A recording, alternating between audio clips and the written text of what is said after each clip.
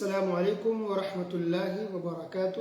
بسم اللہ الرحمن الرحیم، الحمد للہ والصلاة والسلام علی رسول اللہ وعلی آلہ واصحابہ اجمعین۔ میرا موضوع ہے قرآن کی مختصر تفسیر، پارہ نمبر 3۔ اس پارے کے شروع میں اللہ سبحانہ و تعالیٰ نے یہ کہا کہ ہم نے رسولوں کو دوسرے رسولوں پر فضیلت دی ہے، فوقیت دی ہے۔ سارے تو اونچے درجے پر ہیں، لیکن ان میں بھی کچھ رسول پیغمبر ایسے کہ ان سے بھی اونچے درجے پر ہیں۔ تو تمام رسولوں میں سب سے افضل اور سب سے اونچے مقام پر آخری رسول محمد رسول اللہ صلی اللہ علیہ وسلم ہے۔ ایک بات یاد رہے کہ کچھ لوگ کسی نبی کی فضیلت بیان کرتے ہیں تو کسی دوسرے رسول کو نیچا دکھانے کی کوشش کرتے ہیں۔ استغفر، یہ غلط طریقہ ہے۔ صرف فضیلت بیان کریں آپ، بس فضیلت کے ساتھ کسی اور نبی کو نیچے دکھائیں گے کہ ہمارے آخری رسول بہت اونچے مقام پر ہیں، افضل ہے، ٹھیک ہے، اتنا صحیح ہے، لیکن یہ کہ وہ نیچے ہیں، ان کے اندر یہ کمی ہے، وہ کمی ہے، تو یہ طریقہ بالکل غلط ہے، یاد رہے۔ اس پارے کے شروع میں آیت الکرسی بھی ہے، اللہ لا الہ الا هو الحی القیوم۔ پورے قرآن میں سب سے افضل آیت کون سی ہے؟ آیت الکرسی ہے۔ اس کی بہت ساری فضیلت ہے، جس میں سے ایک یہ ہے کہ جو انسان رات میں سونے کے وقت آیت الکرسی پڑھے گا تو اللہ سبحانہ و تعالی اس کی حفاظت فرمائے گا۔ اور دوسری فضیلت یہ ہے کہ جو انسان ہر فرض نماز کے بعد آیت الکرسی کو پڑھے گا تو اس انسان کو جنت میں جانے سے کوئی چیز نہیں روک سکتی ہے۔ اچھا، یاد رہے کہ شرک سے بچنا ضروری ہے۔ شرک کرنے والے غلط فہمی میں نہ رہے کہ ہم آیت الکرسی پڑھ کے جنت میں داخل ہو جائیں گے۔ توحید والے ہی جنت میں آئیں گے، شرک کرنے والے کبھی بھی جنت میں داخل نہیں ہو سکتے۔ آیت الکرسی کے اندر اللہ تعالیٰ کے نام ہیں، اللہ کی صفات ہے، اسماء حسنہ ہے، اللہ سبحانہ تعالیٰ کی شان کو، مقام کو بیان کیا گیا۔ بہت اہم آیت ہے آیت الکرسی۔ اس کے بعد اللہ نے کہا لا اکراہ فی الدین، اسلام کے اندر کوئی زبردستی نہیں ہے، یعنی ہم کسی کو زبردستی مسلمان نہیں بنا سکتے۔ ہم دین کی دعوت ضرور دیں گے کہ وہ مسلمان ہو جائے، لیکن ہم مار پیٹ نہیں کریں گے، زبردستی نہیں ہے۔ اس کے بعد اللہ تعالیٰ نے دو احیاء موتا کا واقعہ بیان کیا ہے۔ احیاء موتا یعنی مرنے کے بعد زندہ کرنا۔ اللہ کیسے زندہ کرتا ہے مرنے کے بعد، یا کیسے کر سکتا ہے؟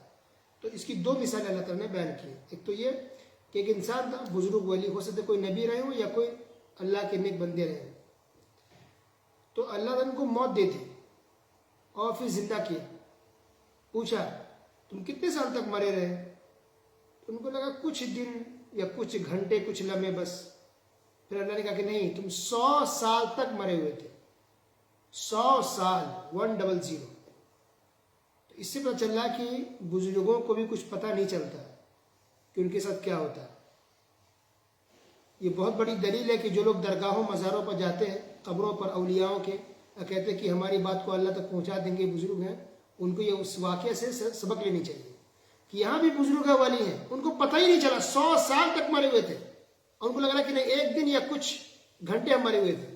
تو جس کو اتنا ہی اندازہ نہیں ہے، وہ انسان کیسے آپ کی دعا سن سکتا ہے؟ آپ کی دعاؤں کو اللہ تک وہ کیسے پہنچا سکتے ہیں؟ آپ کی پریشانی کو وہ کیسے دور کر سکتے ہیں؟ یہ ہو ہی نہیں سکتا، یہ امپاسبل چیز ہے۔ اس سے پتہ چل رہا کہ لوگوں نے کس قدر آپ لوگوں کو گمراہ کر کے رکھا ہے، کمانے کھانے کا ذریعہ لوگوں نے درگاہوں مزاروں کو بنا دیا ہے، اور جو بزرگ ہیں، جو ولی ہیں، اللہ کے نیک بندے، ان کو بدنام بھی یہ لوگ کرتے ہیں۔ ورنہ اللہ نے ولیوں کو بہت اونچا مقام دیا ہے، لیکن یہ لوگ ان ناموں کا غلط استعمال کرتے ہیں۔ دوسرا واقعہ جو ہے وہ یہ کہ ابراہیم علیہ السلام نے کہا کہ اللہ تم مردوں کو کیسے زندہ کرتا ہے، بتا، دکھا دے۔ تو اللہ تعالیٰ نے کہا ابراہیم علیہ السلام سے کہ 4 پرندے کو لے لو، پرندے، اس کو ٹکڑے ٹکڑے کر دو، ذبح کر دو، اس کے گوشت بنا دو، بوٹیاں، اور 4 پرندوں کی بوٹیاں، اس کے گوشت الگ الگ جگہوں پر رکھ دو، مکس کر دو، ملا بھی الگ الگ رکھ دو۔ اس کے بعد رکھ دیا گیا۔ پھر کہا کہ تم اسے پکارو، آواز دو، تو آواز دیا گیا، تو اللہ کے حکم سے وہ پرندے زندہ ہو کر کے دوڑتے ہوئے آ گئے. یہ ہے اللہ رب العالمین. اللہ کے لیے کوئی مشکل نہیں ہے. تو اس طرح سے ہم سب جب مر جائیں گے تو اللہ دوبارہ زندہ کرے گا قیامت کے دن. اس میں کوئی شک والی بات نہیں ہے. اس کے بعد اللہ تعالیٰ نے صدقہ خیرات کرنے پر ابھارا ہے کہ صدقہ خیرات کیا جائے. مثال دے کے سمجھایا کہ صدقہ خیرات کرنا, اللہ کی راہ میں خرچ کرنا ایسے ہے کہ جیسے کہ ایک دانہ ہو, اس کو زمین میں ڈالا جاتا ہے کھیتی کرنے کے لیے. تو ایک دانے سے بالی نکلتی ہے, 7 بالیاں. ایک دانہ ڈالے اس کے پیڑ ہوں گے. مثلا گیہوں لے لے یا چاول لے لے, دھان جو ڈالتے ہیں, تو 7 بالیاں اس میں نکلتی ہیں. اور پھر اس بالیوں میں سے 100 دانے ہوتے ہیں. تو آپ نے ایک دانہ ڈالا اور ایک سے دیکھیے 100 دانے ہو گئے. تو اسی طرح آپ 1 روپے بھی خرچ کریں گے تو 100 روپے آپ کو ملیں گے. اور اس سے بڑھ کے بھی اللہ تعالیٰ اپنے فضل و کرم سے بہت زیادہ بڑھ کے بھی اجر و ثواب دیتا ہے. یہ سے ہے صدقہ خیرات کی فضیلت اور اس کا اجر و ثواب. اس کے بعد اللہ نے یہ بھی واضح کر دیا کہ تم احسان مت جتلانا اور کسی کو تکلیف مت دینا, کیونکہ احسان جتلانے سے صدقہ قبول نہیں ہوتا ہے. تکلیف دے کر کے صدقہ دینا, مثلا صدقہ آپ نے دے دیا اور آپ اس کو سناتے, کبھی ملاقات ہو گئی 4 آدمی بیٹھا کہتے ہیں ارے ہم نے تو آپ کو 100 روپے دیے تھے, ہم نے آپ کو 100 درہم دیے, ہم نے آپ کو دیکھو پچھلے سال 5000 روپے کا ہم نے آپ کو مدد کیا تھا. ٹھیک ہے, یعنی آپ سنا رہے ہیں اس کو اپنی بڑائی کے لیے, اس کو تکلیف دینے کے لیے, اس کو نیچا دکھانے کے لیے, اس کو گرانے کے لیے کہ آپ مہان ہے, وہ کتنا غریب مسکین ہے, مجبور ہے آپ کے سامنے, تو تکلیف پہنچا رہے نا. تو ہو سکتا ہے کہ اس سے آپ کا صدقہ قبول ہی نہ ہو. اللہ اکبر. اس لیے کہتے ہیں کہ ایک ہاتھ سے دے تو دوسرے ہاتھ کو پتہ نہیں چلنا چاہیے. اتنی خاموشی سے ہٹ جائے, کسی کا اپنی مدد کی چپ ہو جائے. آپ کو 10 جگہ بیان کرنے کی کوئی ضرورت نہیں ہے. اگر بیان کرتے ہیں ریاکاری ہوگی تو آپ کو ثواب نہیں ملے گا. اخلاص کے ساتھ صدقہ کرنے سے ثواب ملتا ہے, چاہے وہ 1 روپیہ ہی کیوں نہ ہو. 1 لاکھ دے دے, ریاکاری کرے, دکھاوا کرے, شہرت کے لیے دے, یا احسان جتلا دے, پریشان کر کے دے, تو آپ کو کچھ بھی ثواب نہیں ملے گا, بلکہ آپ گنہگار ہو جائیں گے. اس کے بعد اللہ تعالیٰ نے کہا کہ شیطان تم کو فقر و فاقہ کے بارے میں ڈراتا ہے, تم غریب ہو جاؤ گے, مسکین ہو جاؤ گے, اب تمہارا کیا ہوگا. تو انسان ڈر جاتا ہے, ڈر کی وجہ سے انسان گناہ میں پڑ جاتا ہے. تو بہت سے لوگ پیسہ کمانے کے لیے گناہ کرتے ہیں, یعنی بے حیائی کا کوئی کام کرتے ہیں.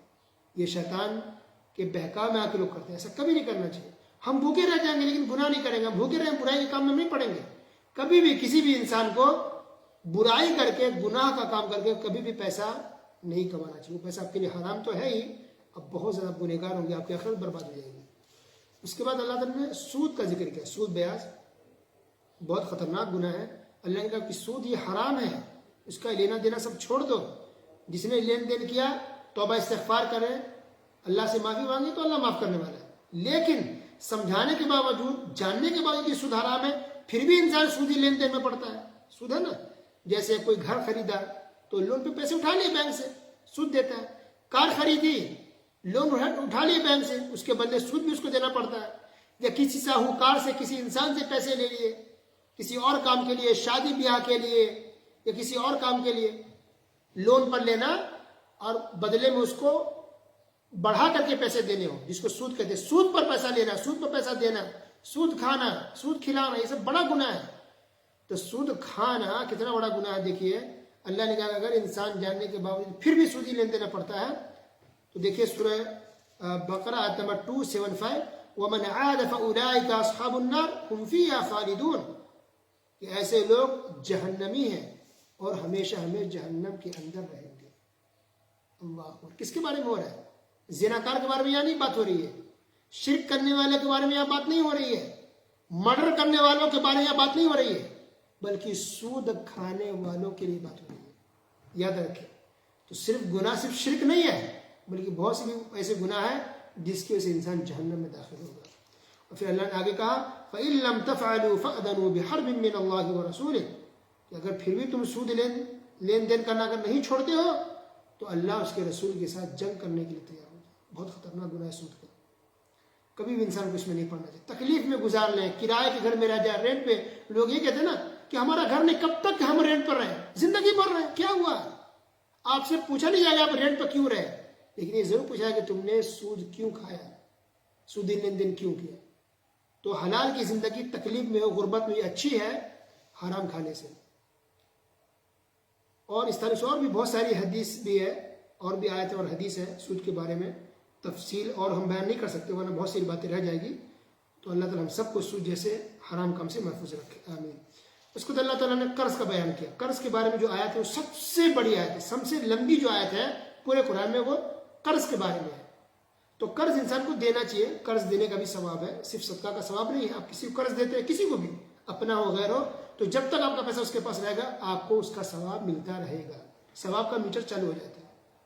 تو قرض لین دین کرنا چاہیے، اور جس نے قرض لیا اس کو ایمانداری سے واپس بھی کر دینا چاہیے. بہت سے لوگ قرض کھا لیتے ہیں، واپس کرنا نہیں کرتے، تو یہ بہت بڑا گناہ ہے. اللہ کے رسول صلی اللہ علیہ وسلم نے ایک شخص کی تو نماز جنازہ نہیں پڑھا رہے تھے، جس کے اوپر قرض باقی تھا 1 یا 2 دینار بس، یا اس سے بھی کم نہیں پڑھا رہے تھے، قرض باقی ہے. کسی دوسرے شخص نے ذمہ داری لے کے اللہ کے رسول صلی اللہ علیہ وسلم میں اس کی طرف سے ادا کر دوں گا، تب نبی صلی اللہ علیہ وسلم نے ان کی نماز جنازہ پڑھائی مدینے کے اندر. سوچئے یہاں لوگ ہزاروں لاکھوں لاکھ کروڑوں روپے لے کے مر جاتے ہیں قرض لے کر کے، گھر والوں کو بتاتے تک نہیں ہیں، ڈائری میں بھی نہیں لکھتے ہیں، بتاتے بھی نہیں کس کا کتنا باقی ہے. تو قرض کا معاملہ ایسا ہے کہ اللہ شہیدوں کا بھی معاف نہیں کرتا ہے. شہید سیدھے جنت میں، لیکن شہید نے بھی اگر کسی کا قرض لے رکھا تو اللہ معاف نہیں کرے گا، اس کی روح بھی لٹکی رہتی ہے. اللہ اکبر. سورہ بقرہ کی آخری جو 2 آیت ہے وہ ایسی آیت ہے جس کو اللہ تعالیٰ نے معراج کے موقع پر نازل فرمایا تھا. تو سورہ بقرہ کی آخری 2 آیت کے بارے میں یہ ہے کہ کسی کو جادو ہوا ہو، نظر بد ہو، پریشان ہو، بیمار ہو، تو اس کو پڑھ کے اگر دم کر دیں گے یا خود انسان دم کر لے تو انشاءاللہ اللہ کی توفیق سے انشاءاللہ وہ انسان ٹھیک ہو جائے گا. تو یہ رقیہ شرعیہ ہے. سورہ بقرہ کی آخری 2 آیت پڑھ کے دم کر سکتے ہیں. اس کے بعد سورہ آل عمران. سورہ آل عمران کی فضیلت یہ ہے کہ قیامت کے دن یہ سورت سفارش کرے گی اور سایہ بن کر رہے گی اس انسان کے لیے جو انسان دنیا میں سورہ آل عمران کی تلاوت کرے گا. یہ مدنی سورت ہے. اس سورت کی ابتدائی 83 آیتیں 83 آیتیں ایسی ہے جو نجران سے ایک وفد آیا تھا، یعنی ایک گروپ آیا تھا عیسائیوں کا نبی صلی اللہ علیہ وسلم کے پاس، اور اس نے گفتگو کی، سوال جواب کیا، باتیں کی. تو اسی پس منظر میں، اسی بیک گراؤنڈ میں اللہ رب العالمین نے سورہ آل عمران کی 83 آیتیں نازل فرمائی، شروع سے آیت نمبر 1 سے لے کے آیت نمبر 83 تک. یہ اس کا پس منظر ہے. اب اس واقعہ کو سامنے رکھ کر کے انسان جب ترجمہ پڑھے گا تب اس کو باتیں سمجھ میں آئے گی. ٹھیک ہے. اس کے اندر بہت ساری باتیں ہیں، اہم باتیں. اس میں سے ایک یہ ہے کہ اللہ تعالیٰ نے کہا ان الدین عند اللہ الاسلام. اللہ تعالیٰ کے نزدیک جو مذہب، جو دھرم قابل قبول ہے وہ اسلام. بس کرسچن نہیں چلے گا، یہودی کا مذہب نہیں چلے گا، ہندو دھرم کوئی بھی نہیں چلے گا، صرف اسلام دھرم اللہ نے قبول کیا بس. کچھ لوگ ہیں نا کہتے ہیں کہ چلو اسلام تو صحیح ہے لیکن غیر مسلم ہو سکتا ہے وہ بھی صحیح ہو، اس کو بھی مانو. کچھ لوگ ہوتے ہیں اچھا، وہ لوگ جو ایکٹریس ہوتے ہیں یا مشہور لوگ، کرکٹر لوگ ہوتے ہیں، جو پبلک چاہیے اس کی محبت چاہیے، وہ کیا کرتے ہیں؟ کہتے ہیں کہ ہم اسلام کو بھی فالو کرتے ہیں، کرسچن کو بھی فالو کرتے ہیں، یہودی کو بھی فالو کرتے ہیں، ہندو کو بھی مانتے ہیں، ہمارے بیچ میں کوئی فرق نہیں ہے. استغفر اللہ. ایسا آدمی مسلمان ہو ہی نہیں سکتا، یہ کافر ہے ایک نمبر کا. یہ بھی صحیح وہ بھی صحیح کیسے ہو سکتا ہے؟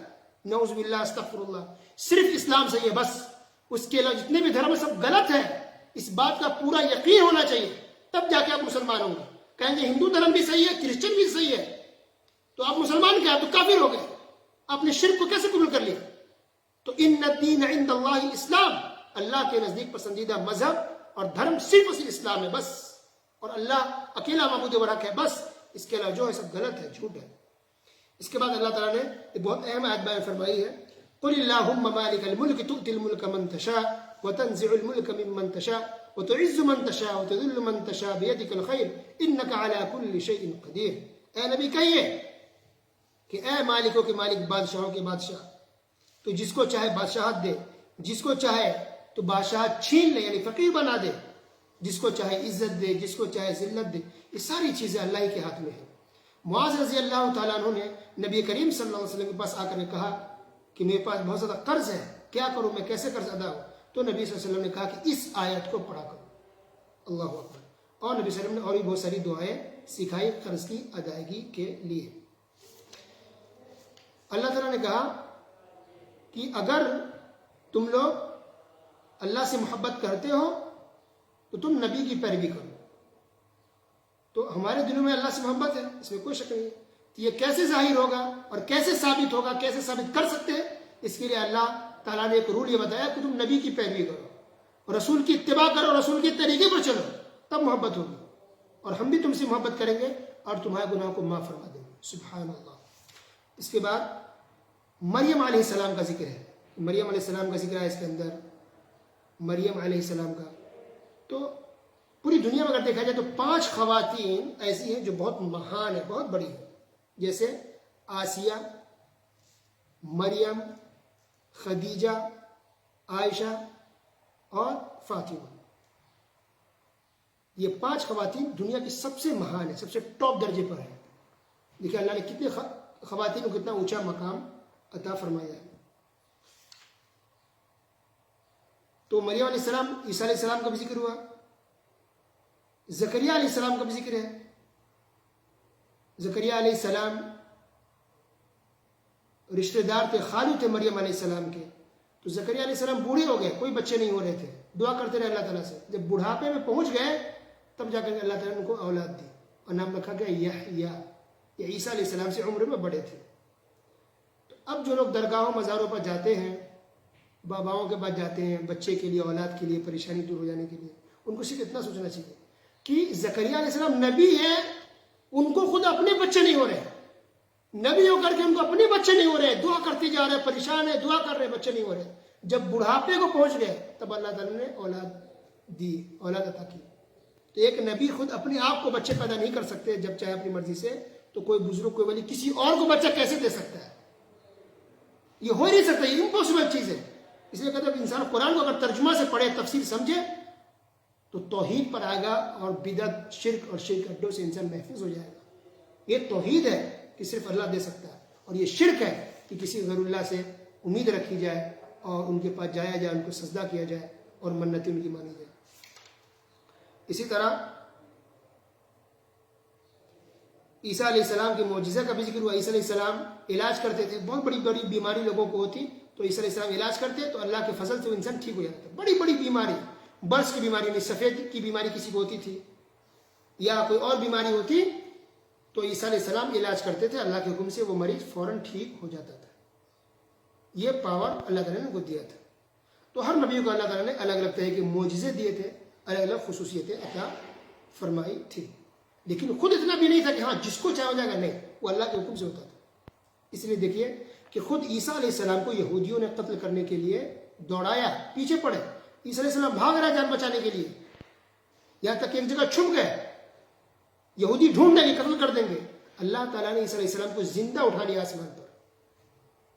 اب سوچیے، تو یہاں جو لوگ ہیں درگاہ، مزار، اولیاء، بزرگوں کے بارے میں کہتے ہیں ارے بزرگ نے یہ کر دیا، وہ کر دیا، جس کو چاہے مٹا دے، جس کو چاہے ٹھیک کر دیں. کیسے ہو سکتا ہے کہ نبی اپنی جان، اللہ اکبر، خطرے میں ہے، چھپ رہے ہیں، ان سے بھاگ رہے اپنی جان بچانے کے لیے. عیسیٰ علیہ السلام اللہ نے زندہ اٹھا لیا. یہودی قتل کرنا چاہتے تھے. تو کوئی عیسیٰ علیہ السلام سے بڑھ کے بھی کوئی بزرگ ہے؟ نہیں ہے. تو پھر کیوں لوگ جاتے ہیں ان سے ایسی امیدیں رکھتے ہیں اور ایسا عقیدہ رکھتے ہیں کہ کوئی بزرگ، کوئی ولی یا علی مدد کا نعرہ جو لگاتی ہے، یہ شرک ہے کھلا ہوا. یہ توحید کے سراسر خلاف ہے. اللہ نے کسی کے اتنی طاقت رکھی نہیں ہے.